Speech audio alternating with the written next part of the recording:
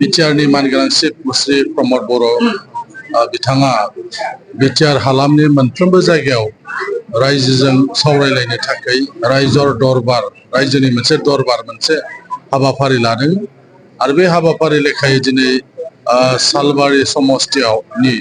सालबारियाव फैनानै बे ओनसोलनि रायजो राजाफोरजों बिथाङा सावरायलायफैदों गाहायै बे ओनसोलाव मा अभाब अभियोगफोर दङ मा आंखालफोर दङ बबेखौ प्रायरिटि लानानै खामानि मावग्रोनो नांगोन बेबायदि बाथ्राफोरखौ लानानै सावरायलायफैदों गोबां रायजो राजाफोर बाहाय लोगो हमफैदों गोबां गौथुमफ्रा लोगो हमफैदों आरो बिथाङा जायगायावनो दिनै बेफोरखौ मावफुंनायनि थाखाय बिथाङा मोनसे राहा लादों आरो बेबायदि जे हाबाफारि बे हाबाफारिफोरनि गेजेरजों थोंजोङैनो जायगायावनो दिनै चिफखौ लोगो मोननानै गावनि गामिनि गावनि ओनसोलनि जौगाखांनायनि थाखाय जेफोर राहा लानांगौ बेखौ थोंजोङै चिफजों मोगा मोगि जानानै सावरायनो मोनदों बिनि थाखाय रायजो राजाफ्रा गोजोननाय मोनदों मानोना गोजान गोजान जायगानिफ्राय क'क्राझाराव थांनानै चिफखौ लोगो मालाबा मोनहैया बा बेबायदि गुबुन गुबुन सरकारि खामानि थानायनि थाखाय बा बेयाव बेस्थ' थानांगौनि थाखाय मालाबा लोगो मोननाय जाया बेनिखायनो चिफआनो जाहाथे जायगायाव फैनानै रायजो राजाफोरजों सावरायनानै रायजो राजाफोरनि जेंनाखौ जाहाथे सुस्रांनो हायो बेनि थाखाय मानगोनां जोंनि बिटिआरनि चिफ मुस्रि प्रमद बर' बिथाङा रायजोर दरबार रायजोनि दरबार होननाय मोनसे हाबाफारि लादों आरो बे हाबाफारिया जोबोद बाख्नायथाव होननानै रायजो राजाफ्रा बाहाय फोरमायदों मानोना गावनि जायगायावनो फैनानै बिथांजों मोगा मोगि सावरायलायनायनि खाबु मोननायनि थाखाय बयबो गोजोननाय फोरमायदों गाहायै बेवहाय जेफोर डिपार्टमेन्टनि खोथा बुङो बे डिपार्टमेन्टनि जायफोर इएम दङ दिनै जोङो बेवहाय मानगोनां चिफजों लोगोसे लेन्ड एन्ड रेभिनिउ आरो फरेस्ट डिपार्टमेन्टनि इएम दं फैदों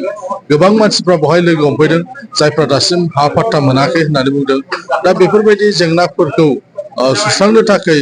डिपार्टमेन्टेल इएमफोरनोबो बिथोन होदों आरो जेसेबां अफिसार मावख'गिरिफोर दङ बिथांनो मानगोनां चिफआ लिरहरदों जाहाथे बे जेंनाफोरखौ सुस्राङो दा बेनिखायनो बेवहाय मोनसे मेकानिजम बानायनाय जादों जे चिफखौ लोगो हमखांनायनि उनाव जाय जाय डिपार्टमेन्टनि इएम दङ एबा अफिसारफोर दङ बिथांमोना जाहाथे चिफ बुंहरनाय लेखायै रायजो राजाफोरनि आर'ज गाबनायखौ नायनानै जाहाथे चिफ बुंहरनाय लेखायै बिथांमोना जेन मावना होयो बिनि थाखाय मोनसे बेबस्था बाहाय दङ